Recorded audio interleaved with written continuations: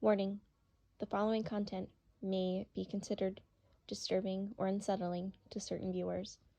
Viewer discretion is advised.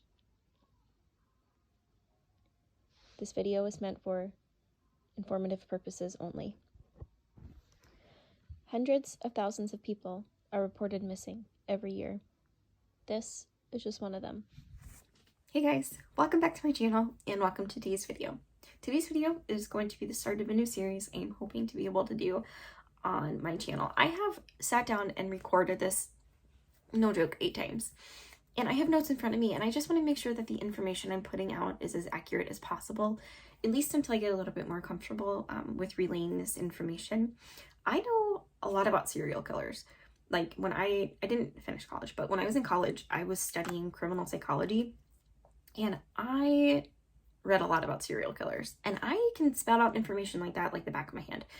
But when it comes to missing persons cases, I just want to make sure that the information is as accurate as possible, because you never know what can come of it if you keep your eyes open and if you keep their faces and their names out there.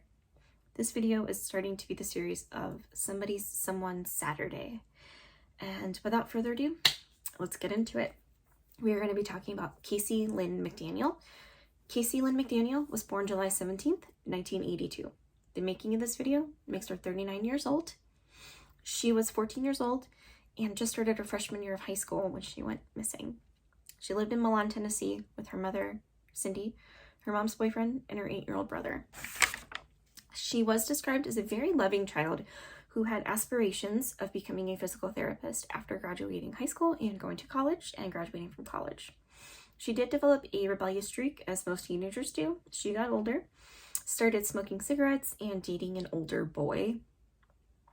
And she was very heavily involved in her church. She attended Double Springs Presbyterian Church. And the night of Friday, August 16th, 1996, she came home from a dance, was dropped off by a family friend and a member of the church, Pam King. And that was the last anybody had seen of Cayce. According to Pam, when she dropped Cayce off, Cayce went up to her front door and the door was unlocked. So Cayce waved and went right in, no problem. They turned around and they waved at each other, and that was that. Cindy McDaniel came home from a party herself around 2:45 and said that the front door was locked, but that her back door was open. Now, when I was reading this and doing the research for the case, it said that she noticed the back door was unlocked and that it wasn't abnormal for their back door to appear to be closed, but the latch would fail to actually close and lock. So she went inside her home and noticed that in the living room there was a glass of milk and smashed cookies on the floor. And she went into Cayce's room to look for her to see if Cayce was in the house, and Cayce wasn't.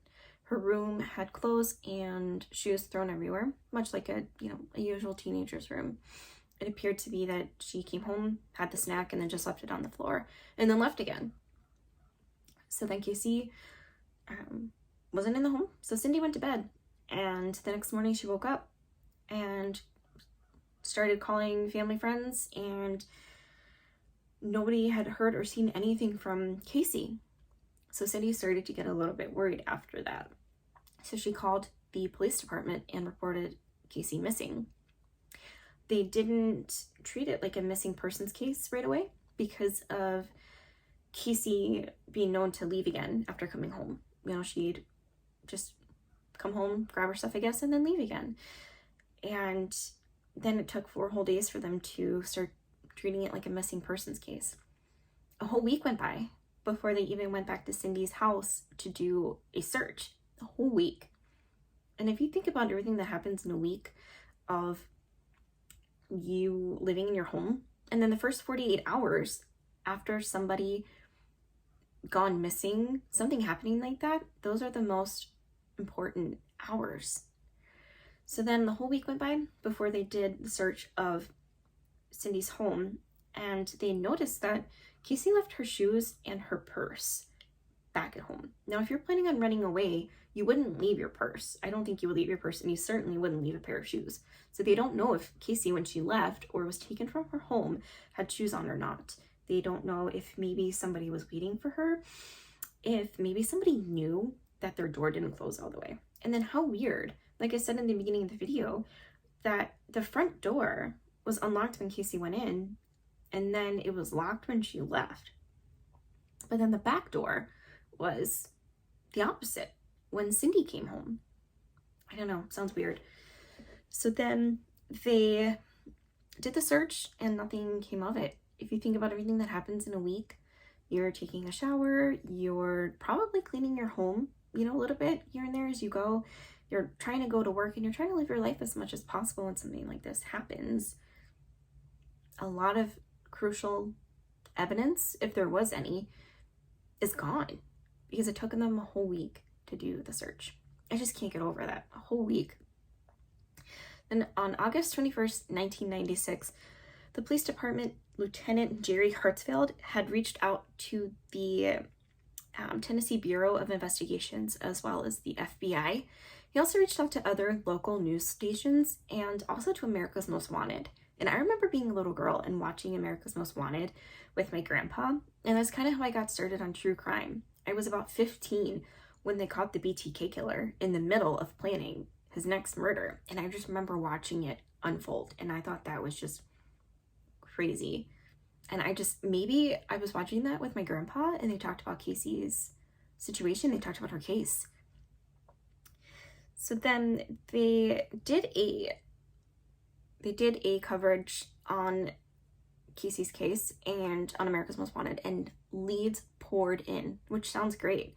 The more information that you have, hopefully you'll be able to find somebody, especially find them alive, and bring closure to the family, because Cayce's been missing for a very long time now.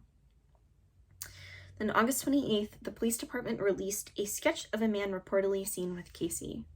They got information from one of the tips.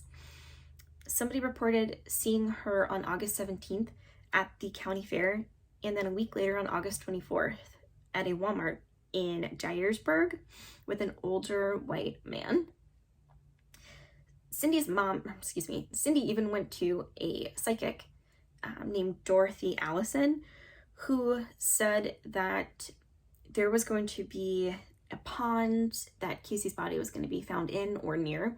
And there's going to be a petting zoo and fallen trees and all of this stuff. So then they went to this area. There's going to be a picnic area. So they went to this area and they searched and nothing came of it. People also went through so much brush and forest and dragged all these ponds to see if Cayce was going to be able to be found. There's no nice way of saying that. There really isn't. A cadaver dog from Mountain Wilderness, search dogs of Oregon, a week later, picked up a scent, and it didn't match Cayce's when they found the stuff. They found clothes, and it didn't match Cayce. It was actually the belongings of another missing person. Now, they have had plenty of suspects in the past plus 20 years that Cayce's been missing. She has had so many suspects in her case and so many rumors. And the first suspect, of course, is her mom. They always look at the husband or the wife or the mom or the dad. They look at the people closest to the person that's missing or dead. Cindy, they thought owed a drug debt to somebody, and that Cayce paid the price for that. Cindy took a polygraph test, which we know are not always the most reliable in any case, and the results were inconclusive. So then the police were also referred to an anonymous tip that a truck was seen in Cayce's driveway the night that she went missing. And it was around 12:30 a.m. that somebody said that they noticed this truck. And then when the police searched and looked around for everything, they did not find this truck. There's also a rumor that a body was floating in a river, and the body was never found. They even thought her 18-year-old boyfriend, Charlie, had something to do with it, but he was in a county jail for an unknown reason. I tried to look into it and I couldn't find anything. The man suspected to be with Cayce was described as a white man in his early 20s. had dark complexion, dark hair, and dark eyes with a scar below his right eye. And this was at the county fair and then the Walmart in Dyersburg. Another name that kept popping up was Bobby Sellers. And throughout the years, another man named Finis Ewing Pete Hill, Pete in quotations when I looked everything up. He was a family friend, and Cayce even called him Uncle Pete. So that would kind of make sense, you know, if you go off of that theory that maybe he knew that their back door didn't work, or maybe he was just kind of lurking around waiting for Cayce to come home. And she trusted him enough to let him into the house. And whatever happened from there happened. That's just kind of my theory, like if I'm sitting here and I'm thinking about it. Maybe Cindy also knew that something wasn't right, because when she was at the party that she attended, she left because he came in.